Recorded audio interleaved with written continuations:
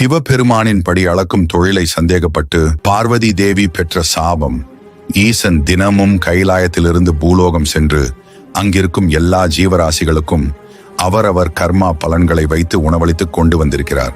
இப்படி இருக்க ஒரு முறை பார்வதி தேவியிடம் பூலோகத்துக்கு சென்று விட்டு வரேன் என்று சொல்லிவிட்டு கிளம்புகிறார். அப்போது அன்னை பார்வதிக்கு ஒரு சந்தேகம்.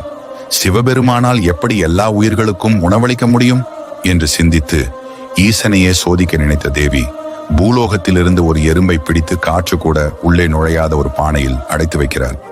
ஈசன் திரும்பியதும் தேவி சிவபெருமானிடம், இன்னைக்கும் எல்லா உயிரினத்துக்கும் உணவு அளித்து விட்டீர்களா சுவாமி என்று கேட்கிறார் தேவி.